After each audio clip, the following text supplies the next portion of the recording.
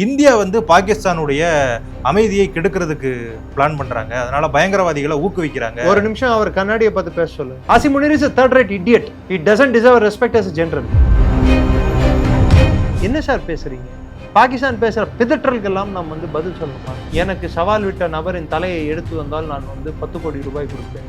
நீ போய் சந்திக்க வேண்டியதானே, நீ போக வேண்டியதானே. நம்ம தான் தண்ணி கொடுக்கல, இன்னொருத்தன் கொடுக்குறான், அதையும் நீ தடுத்து நிறுத்துறியா அப்படிங்கிற மாதிரி கேள்வி கேட்க. நீ இருக்கிறதே தப்புன்னு நான் சொல்லிட்டு இருக்கேன். நம்மளுக்கு இருக்கிற பார்டர்ல இருக்கக்கூடிய மிகப்பெரிய தலைவலியை வந்து பாகிஸ்தானா இல்ல ஆப்கானிஸ்தான்? ரத்தமும் தண்ணியும் ஒன்னா ஓடாது சார். பாகிஸ்தான் உருவானதே ஒரு தவறு.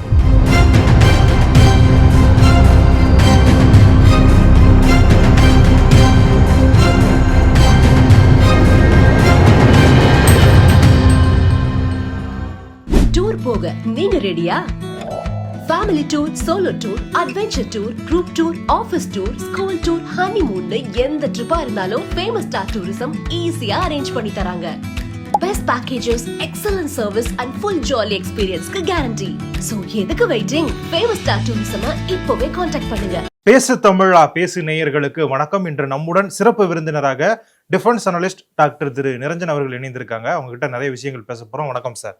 ஜெயின் வணக்கம். ஜெய்ஹிந்த் சார். கைபர் பக்துன்வால நீங்க வந்து அவர் வந்து ஃபெயில்டு மார்ஷல்னு குறிப்பிடுவீங்க, ஆனா அவர் வந்து ஃபீல்டு மார்ஷல் தான் பாகிஸ்தான் சொல்லுது. யார் சொன்னா அவர் ஃபீல்டு மார்ஷல்னு சொல்லிட்டு? இல்ல, பாகிஸ்தான் ராணுவம் அவங்களுக்கு அந்த பட்டத்தை கொடுத்து தோத்து போன ராணுவத்துக்கு ஃபீல்டு மார்ஷல் தான் சொல்லுவாங்க, ஃபீல்டு மார்ஷல் சொல்லுவாங்க. அவர் வந்து கைபர் பக்துன்வால பேசியிருக்காரு. இந்தியா வந்து பாகிஸ்தானுடைய அமைதியை கெடுக்கிறதுக்கு பிளான் பண்றாங்க, அதனால பயங்கரவாதிகளை ஊக்குவிக்கிறாங்க. ஒரு நிமிஷம் அவர் கண்ணாடியை பார்த்து பேச சொல்லுங்க. இல்ல, அவர் அப்படி சொல்லியிருக்காரு சார். அவர் முன்னாடி ஒரு கண்ணாடியை வச்சு யாரு தீவிரவாதத்தை வளர்த்து விட்டா, பயங்கரவாதத்துக்கு ஏபிசிடின்னா என்ன, பயங்கரவாதிகளை எப்படி உற்பத்தி செய்வது, அவர்களுக்கு எப்படி ட்ரைனிங் கொடுக்கறது, எப்படி ஆயுதங்கள் பயிற்சி கொடுப்பது, எப்படி ஊடுருவ கற்றுக் கொடுப்பது, எப்படி குண்டு வைக்க கற்றுக் கொடுப்பது, எப்படி வந்து மகளிரையும் குழந்தைகளையும் சுட்டுக் கொள்வது, இதெல்லாம் வந்து யார் கற்றுக் கொடுத்தா? முதல்ல யார் பேசுறது? பேசுறதுக்கு ஒரு தன்மையே இல்லையா? யார் வேணாலும் விவஸ்தை இல்லாம என்ன வேணாலும் பேசலாமா? அதுவும் ஆசிம் முனீர் பேசலாமா? ஜிஹாத் செய்வது எங்களின் புனித உரிமைன்னு சொல்லிட்டு பேசின ஒரு கயவன், பேல்காம் அட்டாக்கு முக்கியமான மூளையாக செயல்பட்ட தீவிரவாதி என்று கூப்பிட வேண்டிய ஒரு நபர் யார் என்றால் ஆசிம் முனீர் தான். அவர் சொல்றாரு சார், ஆபரேஷன் சிந்தூருக்கு நாங்கள் விரைவில் பதிலடி கொடுப்போம் அப்படின்னு. கனவில், நினைவிலா, கனவிலா? ஆபரேஷன் சிந்தூர் தான் அவங்க நடக்கவே இல்லை, அவங்க ஜெயிச்சுட்டாங்க சொன்னா அதுக்கு ஏன் பதிலடி கொடுக்கணும்? ஜெயிச்சதுக்கு ஏன் பதிலடி கொடுக்கணும்? சொல்லுங்க சார். அவர் தான் சார் சொல்றாரு, நான் சொல்லல. அவன் லூசு பையன் sir. Asim Munir is a third rate idiot. He doesn't deserve respect as a general. இல்ல, இப்படி ஒரு நாட்டினுடைய ஒரு ராணுவத்தினுடைய தளபதி இப்படி பேசினா அங்க இருக்கக்கூடிய மக்கள் அதை நம்பிடுவாங்கன்னு அவர் நினைக்கிறாரா சார்? அந்த நாட்டின் மக்கள் அரசியல் தலைவர்களை நம்புவதை விட ராணுவ தளபதியை நம்புவதை அவர்கள் அதிகம் நாட்டம் காட்டுகிறார்கள். அதன் பிரதிபலிப்பு தான் ராணுவ ஆட்சி பாகிஸ்தானில் எப்பயுமே தலை ஓங்கி நிற்கும். ஒண்ணு நேர்முகமாகவும் மறைமுகமாகவும். மக்களாட்சி அங்க எப்பயுமே தலை குனிந்து நிற்கும். இந்தியாவுக்கு நேர்மாறாக எத்தனை பிரதமர்கள் பாகிஸ்தான்ல மாறுறாங்கன்னு பாருங்க, எத்தனை ராணுவ தளபதிகள் மாறுறாங்கன்னு பாருங்க. ஆனா இந்தியால ஒரு பிரதமர் கீழ் எத்தனை ராணுவ தளபதிகள் இருக்கிறாங்கன்னு பாருங்க. அதாவது மினிமம் அவங்க சர்வ் பண்றது 2 வருடங்கள். அதாவது 62 வயசோ என்னவோ ஒரு இது இருக்கு, அதுவோ அல்லது 2 வருடங்கள். 2 வருடம் 100 நாளும் இருப்பாங்க, சில பேர் 2 வருடம் 30 நாளும் இருப்பாங்க. ஆனா 2 வருடம் மினிமம் சர்வ் பண்ணிட்டு வராங்க எல்லா ராணுவ தளபதியும். மினிமம் அது டென்யூர். பாகிஸ்தான்ல 6 வருஷம். அரசியல் தலைவர்கள்லாம் 5 வருஷம் இருக்க முடியும். 6 வருஷம், 5 வருஷம், 11 வருஷம், 10 வருஷம், இது மாதிரி எங்கேயா பார்த்துருக்கீங்களா? ஜியா 11 வருஷம், அயூப் கான் 10 வருஷம், பர்வேஸ் முஷரஃப் 9 வருஷம், ராயல் ஷெரீஃப் எனக்கு தெரிஞ்ச 5 வருஷம், கொமர் பாஜ்வா 5 வருஷம், ஆசிம் முனீர் 1 டேர்ம் முடிஞ்சு 2ஆவது டேர்ம் முடிஞ்சு 3ஆவது டேர்ம் எக்ஸ்டென்ஷன் 5 வருஷம் கொடுக்க போறாங்க. நீ எத்தனை டேர்ம் கொடுப்பீங்க? கொடுத்த பிரதம மந்திரிகள் பேர் மறந்துடுறோம். ஸோ இது ஜனநாயகத்தின் கேலி கூத்து இல்லை. இப்போ புரியுதா ஏன் அங்கே மக்கள் வந்து இராணுவத்துக்கு நாட்டம் காட்டுகிறார்கள், இராணுவத்தின் ஆட்சியை நாடுகிறார்கள்? ஏன்னா அங்க இருக்கக்கூடிய ஜனநாயக தலைவர்கள் வந்து இராணுவத்தின் கைப்பாவையாகவும் கைத்தடிகளாகவும் அடிவரடிகளாகவும் இருப்பதால் தான் இராணுவம் தலை தூக்கி நிற்கிறது. ஒரு நாட்டின் இராணுவம் தலை தூக்கி நிற்பது தவறல்ல. ஆனால் அந்த நாட்டின் இராணுவம் அந்த நாட்டை பாதுகாப்பதை விட அந்த நாட்டை அழிப்பதில் அதிகம் கவனமும் ஸ்ரத்தையும் செலுத்துகிறது என்றால் அப்பேற்பட்ட இராணுவம் இருந்தால் என்ன போனால் என்ன? மக்களுக்கு எதிராக தலை தூக்குது, அடுத்தவங்களுக்கு எதிராக தலை தூக்கல, சொந்த நாட்டு மக்களை அழிக்கிறதுல தலை தூக்குது. ஒரு விமானத்தை அனுப்பி கைபர் பக்தூன்வால ஒரு ஊர் மேலேயே குண்டு போட்டு 300 பேரை கொல்றாங்கடான்னா அது எப்பேற்பட்ட ஒரு இராணுவமா இருக்கணும்? அவங்க ஆப்கானிஸ்தானோட உளவாளிகள்னு சொல்றாங்களே சார். யாரு? குழந்தைங்க 5 வயசு குழந்தை வந்து உளவாளி? அங்க இருக்கக்கூடிய தாலிபான்களை நோக்கி தான் நாங்க குறி வச்சோம் அப்படின்னு அப்ப சொல்றாங்க. 5 வயசு குழந்தை செத்து போச்சு. அந்த 5 வயசு குழந்தை உளவாளியா? 2 வயசு குழந்தை உளவாளியா? ஆபரேஷன் 2 வயசு குழந்தை என்ன சொல்லியிருக்கோம்? பாபா பிளாக் ஷீப் அப்படின்னு சொல்லியிருக்கோம். அப்ப பிளாக் ஷீப்னா ஆப்கானிஸ்தான்ல இருக்க பிளாக் ஷீப் வந்து உளவாளின்னு சொல்ல முடியுமா? என்ன சார் பேசுறீங்க? பாகிஸ்தான் பேசுற பிதற்றல்கெல்லாம் நம்ம வந்து பதில் சொல்லணுமா? பாகிஸ்தான் ராணுவத்தின் ஃபீல்டு மார்ஷலே ஒரு பிதற்றல் பேர்வழி. அவங்க ராணுவத்துக்குள்ளேயே அவரோட சேர்மன் வந்து chairman of joint chief of staff Zaheer Jamshed Mirza அவர் பேர், ஜெனரல். அவர் வந்து சீனியர் இவரோட. ஆனா அவருக்கு ப்ரொமோஷன் கொடுக்கல. இவரை ஃபீல்ட் மார்ஷல் ஆக்கிட்டாங்க, அவரை ஜெனரல் ஆக்கிட்டாங்க. இப்போ ஃபீல்ட் மார்ஷலுக்கு வந்து ராணுவ தளபதி வந்து அவரோட ரேங்க்ல கம்மி. ஆனா அவருக்கு ஃபீல்ட் மார்ஷல் வந்து ரேங்க்ல அதிகம், பதவியில கம்மி, ரேங்க்ல அதிகம். அப்ப சல்யூட் யாரும் அடிக்கணும்? இவர் அவருக்கு அடிப்பாரா, அவர் இவருக்கு அடிப்பாரா? எதை எப்படி பண்ணணும்? தலைகீழா எல்லாமே ரிவர்ஸ்ல பண்ற ஒரு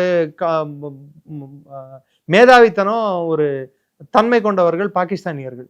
இப்ப ஆப்கானிஸ்தானை அவங்க வந்து போர் தொடுத்தாங்க. முதல்ல பாகிஸ்தான் தான் தாக்குதல் நடத்துது. இதுக்கான காரணம் வந்து தாலிபான்களை வந்து அவங்க கைபர் பக்துன்வா பகுதியில உள் நுழைக்கிறாங்க, ஊடுருவல் பண்ண தெரிக்க தாலிபானுக்கு டிடிபிக்கு வந்து சப்போர்ட் பண்றாங்கன்னு சொல்றாங்க. சோ இது பல நாட்களா நடந்துட்டு தானே சார் இருக்கு. ஏன் இப்ப பர்டிகுலரா அவங்க தாக்குதல் நடத்தணும்? ஏன் நடத்தணும்னா அழுத்தம், ஒரு அமெரிக்கா கொடுத்த அழுத்தம் ஒரு காரணம். ரெண்டாவது வந்து கைபர் பக்துன்வால வந்து பாகிஸ்தான் வந்து மெதுமெதுமாக கட்டுப்பாட்டை இழந்த வண்ணம் உள்ளது. ஓகே, அதை கட்டுப்பாட்டுல எடுத்துட்டு வரணும்னா அந்த இது இருக்கு பாரு, சப்ளை செயின், அதை அடிக்கிறதுக்கு ரெண்டாவது முக்கியமான தலைவர் கரிமுல்லா நினைக்கிறேன் அவர் பேரு, அந்த தலைவரையும் காசிம்னு சொல்லிட்டு இன்னொரு டிடிபியோட தலைவர், இவங்க எல்லாம் வந்து ஆப்கானிஸ்தான்ல பதுங்கி இருக்கிறதா அவங்கள குறிவைத்து தாக்கணும்னு சொல்லிட்டு இவங்க முயற்சி எடுத்தாங்க. ஆனா அந்த முயற்சி ஃபெயிலியர். அதுக்கு பதில் வேற இடத்துல தாக்குதல் நடத்திட்டாங்க. காபூல்ல வேற சம்பந்தமே இல்லாத இடத்துல நடத்தி அது பெரிய ஃபெயிலியர்ல போய் முடிஞ்சது. அதுக்கு பதில் தாக்குதல் வந்து நேத்து கூட ஒரு தாக்குதல் நடந்திருக்கு டோகார் மாவட்டத்துல கைபர் பக்துன்வால. பாகிஸ்தான் வீரர்கள் 25 பேர் கொல்லப்பட்டுள்ளார்கள். ஆண்மகனாக இருந்தால் நேரா எங்களை வந்து போரில் சந்தித்து பார் அப்படின்னு சொல்லிட்டு தேரிக்கே தாலிபான் வந்து ஒரு அச்சுறுத்தல், இன்னும் சொல்ல போனா ஒரு போர்க்குரல் ஒண்ணு கொடுத்திருக்காங்க. ராணுவத்துக்கு சவால் விட்டுருக்காங்க. சவால் இல்ல, ஆசிம் முனீருக்கு சவால் விட்டுருக்காங்க. அப்படியா? ஆசிம் முனீர் வந்து அதற்கு பதிலடியாக என்ன சொல்லியுள்ளார் என்றால், எனக்கு சவால் விட்ட நபரின் தலையை எடுத்து வந்தால் நான் வந்து 10 கோடி ரூபாய் கொடுப்பேன். நீ போய் சந்திக்க வேண்டியதானே, நீ போக வேண்டியதானே ஃப்ரண்ட்ல, நீ நிஜமாவே ஃபீல்டு மார்ஷலா இருந்தா அதான் ஃபீல்டு மார்ஷல் சொல்றேன். இல்ல சார், ஒரு சின்ன அமைப்பு தெரிக்க தாலிபான் அப்படிங்கிறது அவங்க ஒரு ராணுவத்துக்கே சவால் விடுறாங்க அப்படின்னா ராணுவம் அந்த அளவுக்கு வலிமை இல்லாம இருக்கா? வலிமை ஏன்னா அங்க நடக்கிறது இன்சர்ஜென்சி. மக்கள் செல்வாக்குடன் தான் இந்த பிரச்சனை நடந்துட்டு இருக்கு. ஓகே, மக்கள் செல்வாக்கு ராணுவத்தை விட அந்த அமைப்புக்கு தான் அதிகமா இருக்கு. ஆமா, ஏன்னா ஏற்கனவே சொன்ன போல கைபர் பக்துன்வா என்றுமே பாகிஸ்தானின் ஒரு அங்கமாக கருதவில்லை. அந்த துரந்த் லைன் நான் ஏற்கனவே நிறைய தடவை சொல்லியிருக்கீங்க. அந்த துரந்த் லைனை அவர்கள் ஏற்றுக்கொள்ளவில்லை. இவங்க துரந்த் லைனை வந்து கட்டாயப்படுத்துறாங்க, அதை அந்த மக்கள் ஏற்றுக்கொள்ளவில்லை. அதற்காகத்தான் இந்த பிரச்சனை வந்து மீண்டும் மீண்டும் மீண்டும் மீண்டும் அது அதிகமாயிட்டே போயிட்டு இருக்கு, பரிணாம வளர்ச்சி. பத்தாவதுக்கு இது மூலமாக பலூச்சிஸ்தான்லயும் இது பரவிட்டு இருக்கு. ஓகே, அங்க பலூச் லிபரேஷன் ஆர்மி, இங்க தேரிக்க தாலிபானுக்கும் பலூச் லிபரேஷன் ஆர்மிக்கும் ஒரு அடிப்படை வேறுபாடு உண்டு. பலூச் லிபரேஷன் ஆர்மி வந்து எத்னிசிட்டி, அதாவது இனத்தின் பேரால் நடக்கும் சண்டை. இங்கே தேரிக்க தாலிபான் என்பது இனம் பஷ்தூன்களாக இருந்தாலும் இங்கே மதம் முக்கியம். இந்த தியோபந்தி கலாச்சாரம், இது பாகிஸ்தானின் அரசாட்சி முறை எங்களுக்கு ஒவ்வாது, இந்த அரசியல் சாசனம் எங்களுக்கு ஒவ்வாது, நாங்கள் அங்கே ஆப்கானிஸ்தானில் இருக்கும் தாலிபான் ஆட்சியின் கீழ் இணைய வேண்டும் என்பதுதான் அவர்களின் கருத்தாக இருக்கிறது. சோ அது மதத்தின் அடிப்படையால் நடக்கக்கூடிய போராட்டம். அதே பலூச்சிஸ்தானில் நடப்பது மார்க்கத்தை சேர்ந்திருந்தாலும் இனம், பலூச் இனம் என்பது அங்கே தலைவோங்கி நிற்கிறது. இங்க பஷ்தூன் இனம் இருந்தாலும் ஆனால் மதம் தலைவோங்கி நிற்கிறது. ஆனால் ஆக மொத்தம் இருவருக்கும் ஒரே எதிரி பாகிஸ்தான் ராணுவம். இந்தியா பாகிஸ்தான் அந்த போர் நடந்த பொழுது அப்போ வந்து சிந்து நதி ஒப்பந்தத்தை நம்ம ரத்து பண்ணோம், சிந்து நதியிலிருந்து வெளியேறும் நீர் பாகிஸ்தானுக்கு முழுவதும் போகாதபடி நம்ம வந்து ஒரு சில தடைகளை விதிச்சோம். இப்போ அதே மாதிரி ஆப்கானிஸ்தானுக்கும் பாகிஸ்தானுக்கும் இடையில ஒரு சில நாட்களுக்கு முன்னாடி போர் நடந்தது. இப்போ சீஸ்ஃபயர் ஆனாலுமே ஆப்கானிஸ்தான்ல இருந்து பாகிஸ்தானுக்கு ஓடக்கூடிய அந்த பைரன் நதி அப்படிங்கிற நதியை வந்து அதுக்கு நடுவில் நாங்கள் அணை கட்ட போறோம், அந்த தண்ணியை வந்து பாகிஸ்தானுக்கு கொடுக்க மாட்டோம் அப்படிங்கிற மாதிரி ஆப்கானிஸ்தான் சொல்லியிருக்காங்க. தொடர்ந்து எல்லாருக்கிட்டையும் வம்பழுத்து அவங்களே வாங்கி கட்டிக்கிறாங்களா சார் பாகிஸ்தான்? பாகிஸ்தானுக்கு இதுனா புதுசா பழகி போன விஷயம் தானே. பாகிஸ்தான் வந்து ஜியாகிரபிக்கலா பூகோள ரீதியில் எடுத்து பார்த்தீங்கன்னா பஞ்சாபுக்கு கீழே, பஞ்சாபே கூட அந்த சைடு பஞ்சாப், இந்தியாவுக்கு அந்த பக்கம் இருக்க பாகிஸ்தான் பஞ்சாப் வந்து கிட்டத்தட்ட அந்த சிந்து நதி போகவில்லை என்றால் வறண்ட பகுதியாக மாறிவிடும். ஆல்ரெடி சதன் பஞ்சாப், அவங்க கீழே இருக்க சதன் பஞ்சாப் சிரக்காய் ரீஜன் அப்படின்வாங்க, அதுவும் சிந்து மாகாணமும் கிட்டத்தட்ட தண்ணி பற்றாக்குறை இருக்கக்கூடிய மாகாணங்கள் தான், பகுதிகள் தான். அதை விட்டா பலூச்சிஸ்தான் மலை சூழ்ந்த பிரதேசம், வீடியோஸ்லாம் பார்க்கும் பொழுதே தெரியுது ரொம்ப ஒரு பொட்டல் காடா தான் இருக்கு, மலை சூழ்ந்த பிரதேசம். இதே கைபர் பக்துன்வாவும் மலை சூழ்ந்த பிரதேசம். தண்ணி வந்து ஓடைகளாகவும் ஆறுகளாகவும் சிறிய சிறிய ஓடைகளாகவும் ஆறுகளாக தான் அங்க போகுமே தவிர்த்து ஜீவநதிகளாக அங்க போறதுக்கான வாய்ப்புகள் இல்லை.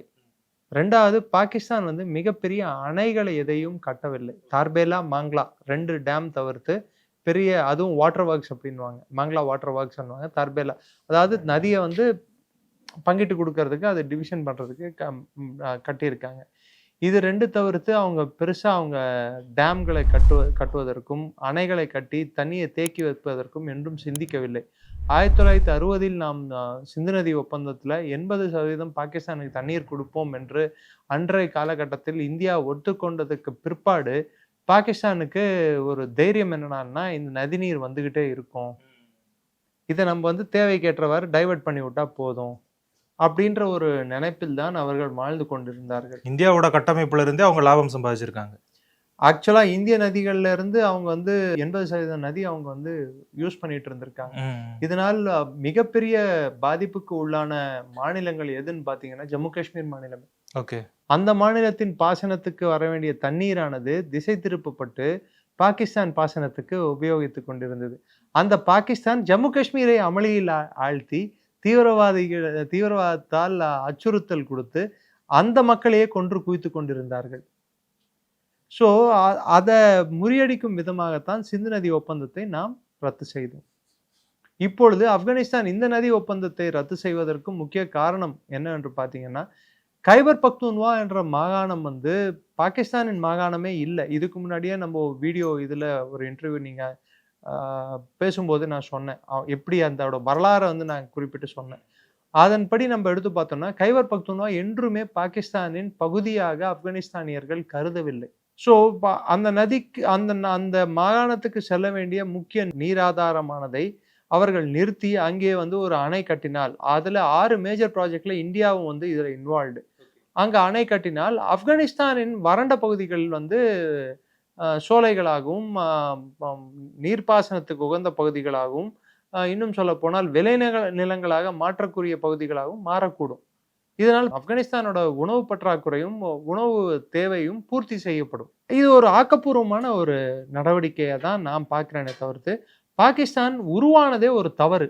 அந்த தவறை திருத்து கொள்ளும் விதம் எப்படின்னா, இது மாதிரி அவர்களுக்கு முக்கியமான ஆதாரங்களை, அதாவது ஜீவாதாரங்களை ஆன நதிகளை நாம் புறக்கணிப்பதுதான் சரியான ஒரு தீர்வு. பாகிஸ்தான் அப்பொழுதுதான் பாகிஸ்தான் சின்னாபின்னமாக உடையும். இல்லை, இப்போ நம்ம அதை பண்ணோம் அப்படின்னா நம்மளையே ஃபாலோ பண்ணி ஆப்கானும் பண்ணுறாங்க. ஸோ இதுக்கு பின்னாடி இந்தியாவினுடைய தலையீடு இருக்குது அப்படிங்கிற மாதிரி பாகிஸ்தான் குற்றச்சாட்டை வைக்குது. நம்ம தான் தண்ணி கொடுக்கல, இன்னொருத்தன் கொடுக்குறான், அதையும் நீ தடுத்து நிறுத்துறியா அப்படிங்கிற மாதிரி கேள்வி கேட்க. நீ இருக்கிறதே தப்புன்னு நான் சொல்லிட்டு இருக்கேன், நம்ம தான் தண்ணி கொடுக்கலன்னா நீ ஆப்கானிஸ்தானை வந்து நீ பகடக்காயா யூஸ் பண்ணி ஆப்கானிஸ்தான் நாசம் பண்ணிய, அதெல்லாம் இந்தியாவோட மக்களை கொன்று குவிச்சு தீவிரவாதிகளை அனுப்பி, அதெல்லாம் ரத்தமும் தண்ணியும் ஒன்னா ஓடாது சார். ஆப்கானிஸ்தான்ல உள்நாட்டு கலவரமும் உள்நாட்டு போரை யாரால ஏற்பட்டது? ஆப்கானிஸ்தானால ஏற்பட்டதா? 1970கள் வரை அமைதியாக இருந்த ஆப்கானிஸ்தான் 79-80 சோவியத் யூனியன் உள்ளே நுழைந்த பிற்பாடு தானே ஆப்கானிஸ்தான் வந்து ஒரு மிகப்பெரிய பிரச்சனையாக மாறுது உலகளாவிய அளவுல. அப்பொழுது பாகிஸ்தானின் தலையீடு இல்லையா? ஜியாயின் தலையீடு இல்லையா? ஹமீத் குல்லின் தலையீடு இல்லையா? பாகிஸ்தான் அமெரிக்காவின் தலையீடு இல்லையா? சவுதி அரேபியாவின் தலையீடு இல்லையா? ISI நேர்முகமாகவும் வெளிப்படையாகவும் முஜாஹிதீன் என்று அழைக்கப்படும் போராளி குழுக்களுக்கு ஆயுதங்கள் கொடுக்கவில்லையா? ஆப்கானிஸ்தானை உள்நாட்டு போரில் ஆழ்த்தவில்லையா? தாலிபானை உருவாக்கியது யார்? பாகிஸ்தான் இல்லையா? இல்லவா? அது இல்லைன்னு நீங்க மறுக்க போறீங்களா? இல்ல, அதே தாலிபான் தான் இப்ப ஆப்கானிஸ்தான்ல ஆட்சி பண்ணிக்கிட்டு இருக்காங்க. நம்ம அவங்க கூட ரொம்ப நெருக்கம் காட்டுறோமே சார். இது நமக்கு ஆரோக்கியமானது தானே? நம்மளுடைய நாட்டினுடைய ஒருமைப்பாட்டுக்கு? கோட்பாடு ரீதியில் தாலிபான் நமக்கு அவர்களின் கோட்பாடும் நம் இந்தியாவின் கோட்பாடும், இன்னும் சொல்ல போனார் அவர்களின் அரசாங்கத்தை நடத்தும் விதமும், அவர்களின் எண்ணங்களும் நம் எண்ணங்களும், நம் ஜனநாயக முறையும், அவர்களின் அரசாட்சி முறையிலும் நிறைய கருத்து வேறுபாடும் முரண்களும் இருக்கின்றன. ஆனால் எதிரிக்கு எதிரி நண்பன் என்ற ஒரே ஒரு அடிப்படை என்று ஒன்று இருக்கிறது. முரண்களை சற்றே கொஞ்சம் தள்ளி வச்சு நம்ம பார்த்தோம்னா, இன்னைக்கு பாகிஸ்தானை எப்படி நம்ம அணுகணும், பாகிஸ்தான் மீது எப்படி நெருக்கடி கொண்டு வரணும், பாகிஸ்தான் இன்னொரு அச்சுறுத்தல் இந்தியா மீது எடுத்துட்டு வரக்கூடாதுன்னா அவர்கள் நாட்டில் உள்நாட்டு அமைதி நிலவக்கூடாது என்பது நம் தேவை. அவர்கள் மற்ற நாட்டு உள்நாட்டு அமைதியை சீர்குலைத்து அவர்கள் வாழ பார்க்கிறார்கள். அப்பொழுது அவர்கள் உள்நாட்டிலேயே அமைதி சீர்குலைந்தால் அப்பொழுது மற்ற நாடு நிம்மதியாக இருக்கும் அல்லவா? இப்ப ஆப்கானிஸ்தான் நிம்மதியா இருக்கணும்னா பாகிஸ்தான் நிம்மதியா இருக்கக்கூடாது. இந்தியா நிம்மதியா இருக்கணும்னா பாகிஸ்தான்ல உள்நாட்டு கலவரத்திலையும், உள்நாட்டு பிரச்சனைகள்லையும், உள்நாட்டு பொருளாதார சிக்கல்கள்லையும் அதுல முழுசா கவனம் செலுத்த வேண்டிய ஒரு கட்டாயத்துக்கு தள்ளப்படணும். அதன் நீழ்ச்சியாகத்தான் நாம் ஒவ்வொரு ஸ்டெப்பும் எடுத்து வச்சுட்டு இருக்கோம். இது அரசியல் ரீதியாக ஒரு கட்சியிலேயே கூட உள்கட்சி பூசல் இருந்தா அந்த பூசலை வளர்த்து விடுவோமா? இல்ல ஏப்பா சண்டை போட்டுக்காதீங்கப்பா, நீங்க எல்லாம் ஒண்ணு சேர்ந்துக்கோங்கப்பான்னு சொல்லுவாங்களா? இல்ல, ஊர் ரெண்டு பட்டா கூத்தாடி கொண்டாட்டம். இங்க நம்ம கூத்தாடி இல்ல. என்னை பொறுத்த வரைக்கும் இந்தியா பாகிஸ்தான் என்ற ஒரு நாட்டையே அங்கீகரிக்கவில்லை. இன்று வரை பாகிஸ்தானை நாம் ஆமா ராஜாங்க ரீதியில் அங்கீகரிக்கிறோம், எல்லாம் பண்றோம். ஆனா பாகிஸ்தான் என்ற அந்த ஒரு கோட்பாடையும், பாகிஸ்தான் என்ற அந்த ஒரு அந்த பிம்பத்தையும், இரண்டு நாடுகள் உருவாக முடியும், மதத்தின் பேரால் உருவாக முடியும் என்ற அந்த ஒரு விஷயத்தை நாம் இன்றளவும் ஏற்றுக்கொள்ள முடியாது. அதுல மாற்று கருத்து யாருக்கும் இந்தியாவில் இருக்க முடியாது. இல்ல, அப்படி பார்த்தா ஆப்கானிஸ்தானையும் அங்க இருக்கக்கூடிய தாலிபான் அரசாங்கத்தையும் ரஷ்யாவை தவிர வேற எந்த ஒரு நாடுமே அங்கீகரிக்கலையே சார். நம்ம கூட அங்கீகரிக்கலையே. அவங்க ராஜாங்க ரீதியில அங்க கன்சுலேட்டை திறக்கிறதுனால அங்கீகரித்த மாதிரி தான் 4 வருடங்கள் கழித்து. இல்ல, அது அங்கீகரித்த மாதிரி தானே. அங்கீகரிச்சிட்டோம் தான். ஒன்ஸ் நம்ம கன்சுலேட்டை எம்பசியை ஓபன் பண்றோம், அதாவது தூதரகத்தை ஓபன் பண்றோம்னாலே அங்கீகாரம் கொடுத்தால்தான் தூதரகம் ஓபன் ஆகும். அவர்கள் இங்க தூதரகத்தை ஓபன் பண்ண முடியும். அபிஷியலா அறிவிச்ச மாதிரி தான். 4 ஆண்டுகளுக்கு பிறகு அங்க தூதரகம் செயல்படும் அப்படின்னாலே என்ன அர்த்தம்? உதாரணத்துக்கு இஸ்ரேலுக்கும் இந்தியாவுக்கும் 1992 வரைக்கும் தூதரக உறவே இல்லை. ஆனால் உறவு இருந்தது, ஆனா தூதரக உறவு இல்லை. அதுக்கப்புறம் தூதரக உறவு இருந்தது, ஆனால் பிரதமர்கள் சந்திக்கல. முதல் பிரதமர் இஸ்ரேலுக்கு சென்ற பிரதமர் திரு நரேந்திர மோடி, பாலஸ்தீனுக்கு சென்ற பிரதமர் நரேந்திர மோடி தான் ஒரே சமயத்தில். அது போல ஆப்கானிஸ்தான் 4 வருஷமா இல்லாம திருப்பி இப்போ அங்கீகரிச்சிருக்கோம். இப்போ தூதரகம் அங்க திறக்க போறோம்டான்னா அந்த அரசை அங்கீகரித்தது தான் அர்த்தம். இல்ல, நம்ம நிறைய உதவிகள் பண்றோம் ஆப்கானிஸ்தானுக்கு. இன்னைக்கு அந்த ஆப்கானிஸ்தானுக்குன்னு ஒரு கிரிக்கெட் டீம் இருக்கு, அவங்க நல்லா விளையாடுறாங்க அப்படின்னா கூட நம்ம தான் காரணம். அப்படி அவங்களுடைய ராணுவத்தில் ஆரம்பிச்சு அவங்களுடைய விளையாட்டுகள் வரைக்கும் நம்ம உதவி பண்ணிக்கிட்டே இருக்கோம். உணவு, மருந்து, இன்னும் அணைகள் கட்டுவது, அவர்கள் பாராளுமன்றத்தை கட்டியது, ரோடு அதாவது சாலை வசதிகள் செய்தது, சாலை மேம்பாடு செய்தது, பல்வேறு விஷயங்கள் இந்திய அரசு கவனம் செலுத்தி உள்ளது. அங்கே ஆக்கப்பூர்வமான, அதாவது இராணுவ ரீதியிலோட ஆக்கப்பூர்வமான பணிகளை, நிறைய விஷயங்களை மக்கள் மேம்பாட்டுக்காக நம்ம செஞ்சிருக்கோம். இது பிற்காலத்துல நமக்கே ஆபத்தாக முடிய வாய்ப்பு இருக்குன்னு சொல்றாங்களே சார் ஜியோ பொலிட்டிக்கல் அனலிஸ்ட். இல்ல, இன்னைக்கு பாகிஸ்தான் எதிரி அப்படிங்கிற ஒரு ஒற்றை புள்ளியில நம்ம 2 பேரும் இணைந்திருக்கோம். நாளைக்கு இதுவே வேற மாதிரி மாறலாமே. எப்படி அமெரிக்கா ட்ரம்ப் அவர்கள் வர்ற வரைக்கும் நம்ம அமெரிக்கா கூட ஓரளவுக்கு நல்ல உறவுல தான் இருந்தோம். 25 வருடங்களாக படிப்படியாக கட்டமைத்த ஒரு அமெரிக்க இந்திய உறவை ட்ரம்பின் நிலையற்ற செயல்பாடுகளால், நெறியற்ற செயல்பாடுகளால் சீரழிந்து நிற்கிறது. இதே மாதிரி ஆப்கானிஸ்தானுக்கு ஒரு ஆட்சியாளர் அவங்க இந்தியாவுக்கு எதிராக செயல்படுறதுக்கான வாய்ப்பு இருக்குல்ல சார்? இந்தியாவுக்கு ஆப்கானிஸ்தானுக்கு என்ன பார்டர் டைரக்டா இருக்கு? வக்கான் காரிடாரை தவிர்த்து. வக்கான் காரிடார் கூட இப்போது POKல தான் இருக்கு. நேரடியாக நமக்கு பார்டர் இல்லையே. அவங்க பாகிஸ்தானுக்கு உதவி பண்ணலாம்ல? பாகிஸ்தானுக்கு எப்படி உதவி பண்ணுவாங்கன்னு நீங்க நினைக்கிறீங்க? இல்ல ஒரே மதத்தை பின்பற்றக்கூடிய எப்படி நாடுகள். உதவி பண்ணுவாங்க? அதாவது பாகிஸ்தானுக்கு உதவி பண்ணணும்னா பாகிஸ்தான் ராணுவம் பின்வாங்கும், இந்திய ராணுவம் பாகிஸ்தானை நுழையும் போது பாகிஸ்தான் ராணுவம் பின்வாங்குவதற்கு ஆப்கானிஸ்தான் இடம் கொடுத்தால் ஆப்கானிஸ்தானால் பாகிஸ்தானுக்கு உதவ முடியும். ம். இல்லைன்னா டைரக்டா இந்தியாவுக்கு எதிரான நிலைப்பாடை ஆப்கானிஸ்தான் வந்து எடுப்பதற்கு என்ன ஒரு காரணம் இருக்கிறது? வாய்ப்புகள் கம்மின்னு சொல்றீங்களா சார்? வாய்ப்புகள்னா அதாவது அரசியல் ரீதியான வாய்ப்புகள் கம்மி, ம். கோட்பாடு ரீதியான மத ரீதியான வாய்ப்புகள் இருக்கின்றன. அதை நான் வந்து இல்லைன்னு நான் இல்ல, சொல்ல அந்த கேள்விகள் தான் நிறைய பேர் சோசியல் மீடியால எழுப்புறாங்க. அந்த கேள்வி தான் முன்வைக்கிறேன். நான் ஒத்துக்கிறேன். அங்க இருக்கிற தியோபந்தி கல்ச்சர் வந்து அந்த அடிப்படைவாதம் என்பது அங்கே தலை ஓங்கி உள்ளது. அது மிகப்பெரிய அச்சுறுத்தலா தான் நாம் பார்க்கணும். ஆனா அந்த அச்சுறுத்தல் பாகிஸ்தான்ல இன்னும் பெருசா இருக்கே. அதை விட இது ரொம்ப அதிகங்கிறீங்க. இது இன்னும் கொடியதாச்சு. நம்ம பார்டரே ஷேர் பண்றோமே. எஸ். அப்ப இது என்ன பண்ணலாம்? முதல்ல நெருக்கமா இருக்கிற எதிரி அழிக்கணுங்கிறீங்க. நம்மளுக்கு இருக்கிற பார்டர்ல இருக்கக்கூடிய மிகப்பெரிய தலைவலியை வந்து பாகிஸ்தானா இல்ல ஆப்கானிஸ்தானா? கண்டிப்பா பாகிஸ்தான். ஆப்கானிஸ்தானு மிகப்பெரிய தலைவலி 2600 கிலோமீட்டர் பார்டர் இருக்கிற நாடு. மிகப்பெரிய தலைவலி யாரு? பாகிஸ்தானா இந்தியாவா? சார், எதிரிக்கு எதிரி நண்பன் சார். அதை நம்ம அடிப்படையா புரிஞ்சுக்கணும். அதாவது அரசியலில் நிரந்தர விரோதிகளும் இல்லை, நிரந்தர நண்பர்களும் இல்லை. உலக அரசியலும் புவிசார் அரசியலும் நிரந்தர எதிரிகளும் இல்லை, நிரந்தர நண்பர்களும் இல்லை. அங்கே இருப்பது நிரந்தர தேவைகள் மட்டும்தான். எனக்கு என்ன தேவை, உங்களுக்கு என்ன தேவை, அதுதான் என்லைட்டன் செல்ஃப் இன்ட்ரெஸ்ட் அப்படின்னு சொல்லுவோம். என் தேவைகள் பூர்த்தி ஆகிற மாதிரி இருந்தால், உங்கள் தேவைகள் பூர்த்தி ஆகிற மாதிரி இருந்தா, என் தேவையில் உங்கள் தேவையும் அடங்கி இருந்தா, உங்கள் தேவையில் என் தேவையும் அடங்கி இருந்தா, நாம் ரெண்டு பேரும் ஒரு இடத்துல ஒன்று சேருவோம். அதே உங்களோட கண்ணோட்டமும் என் கண்ணோட்டமும் வேற மாதிரி இருந்தா, அந்த இடத்துல நம்ம ரெண்டு பேரும் வெவ்வேறு திசையில் பயணிக்க தொடங்குவோம். ஸோ எல்லா இடத்துலையும் ஒன்றா இருக்கிறதும் எல்லா இடத்துலையும் பிரிஞ்சு செல்லணும்னு அவசியமும் இல்லை. நம்ம பிரிஞ்சு செல்றதால ஒரு இடத்துல இணையக்கூடாதுன்ற ஒரு கட்டாயமும் இல்லை. தேவைக்கேற்றவாறு அது மாறிக்கொண்டே தான் இருக்கும். இதுதான் அரசியல், உலக அரசியல்.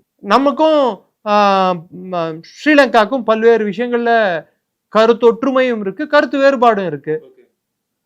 வெறும் நான் ஏற்கனவே பல முறை சொல்லியிருக்கேன், கருத்து வேறுபாடை மட்டுமே வைத்து யாருமே வந்து இன்னொரு நாட்டு கூட பரஸ்பரம் அணுக முடியாது நல்லுறவை.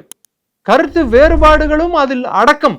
கருத்து வேறுபாடுகளும் கருத்து ஒற்றுமையும் எவ்வளவு இருக்குன்னு பார்த்து அதை பேச்சுவார்த்தை மூலமாகவும் ஒரு சீரான அணுகுமுறை மூலமாகவும் அதை ஸ்டெபிலைஸ் பண்ணணும். அதாவது அதை தக்க வச்சுக்கணும். அப்போ ஒரு ராஜாங்க ரீதியில் பேச்சுவார்த்தை என்பது ரெகுலரா நடந்துகிட்டே இருக்கணும். கருத்து பரிமாற்றம் இருக்க வேண்டும். அதன் ஒரு முன்னோட்டம் தான் அமீர் கான் முட்டாக்கி வந்து இந்தியாவுக்கு வந்து போனது, ஜெய்சங்கர் அவர்கள் அவரிடம் பேச்சுவார்த்தை நடத்தினது. இது கண்டினியூஸா இருக்கும். அவங்க உள்நாட்டுல அவங்க என்ன ஒரு கோட்பாடு, என்ன ஒரு அரசியல், என்ன ஒரு கொள்கை எடுக்கிறார்கள் என்று நாம் பார்க்கும்போது அது நேரடியாக நம்மை பாதிக்காத வரை அது அங்கேயே இருக்கட்டும். ஓகே சார், எங்களோட இணைந்து நிறைய விஷயங்கள் பகிர்ந்துக்கிட்டீங்க. உங்களுடைய நேரத்திற்கு மிக்க நன்றி. நன்றி. ஜெய்ஹிந்த். ராபிஸ் உள்ள வந்துடுச்சுன்னா, அதோட அறிகுறிகள் ஆரம்பிச்சிருச்சுன்னா அதுக்கு ட்ரீட்மெண்ட்டே கிடையாது. 100% மரணம். பாதுகாப்பு இல்லாத உடலுறவு வைக்கும் பொழுது இந்த மருக்கள் பாதிக்கப்பட்ட நபர் கிட்ட இருந்து இன்னொருத்தருக்கு ஈஸியா பரவலாம். ஃபர்ஸ்ட் நமக்கு சுகர் இருக்கான்றதை செக் பண்ணிக்கணும். சுகர் இருக்கக்கூடிய நிறைய நபர்களுக்கும் கண்ணெரிச்சல் ஏற்படும். 2-3 பேர் at 20A டயபெட்டிஸ் வரக்கூடிய வாய்ப்பு இருக்கு. இதை வந்து ராத்திரி 8 மணிக்கு மேலே இவங்க ரெகுலராக சாப்பிட ஆரம்பிச்சாங்கன்னா, சைக்கிளிங் பண்ணுறவங்களுக்கு நான் எழுதியே தரலாம், ஹார்ட் ப்ராப்ளம் வராது அப்படின்னு. பேசு தமிழா பேசு சேனலுக்கு ஆதரவு தந்து கொண்டு இருக்கக்கூடிய பார்வையாளர்களுக்கு வணக்கம். அரசியல் ஆன்மீகம்னு மட்டும் இல்லாம இப்போ ஹெல்த்லயும் நம்ம வந்தாச்சு. ஹெல்த் சம்பந்தமான பிரச்சனைகளுக்கும், ஹெல்த் டிப்ஸுக்கும், ஹெல்த் கேருக்கும், இல்ல ஹெல்த் பத்தி ஏதாவது தெரிஞ்சுக்கணும் அப்படின்னு நினைச்சீங்கன்னா ஹெல்த் குரு சேனல் கண்டிப்பா உங்களுக்கு யூஸ்ஃபுல்லா இருக்கும். பேசு தமிழா பேசு சேனலுக்கு கொடுக்கக்கூடிய இதே சப்போர்ட்டை ஹெல்த் குரு யூடியூப் சேனலுக்கும் கொடுத்து அந்த சேனலை சப்ஸ்கிரைப் பண்ணி உங்க நண்பர்களுக்கு ஷேர் பண்ணும்படி கேட்டுக்கிறோம். நம்ம ஹெல்த் குரு சேனலோட லிங்கை டிஸ்கிரிப்ஷன்ல தரோம், மறக்காம செக் பண்ணி பாருங்க.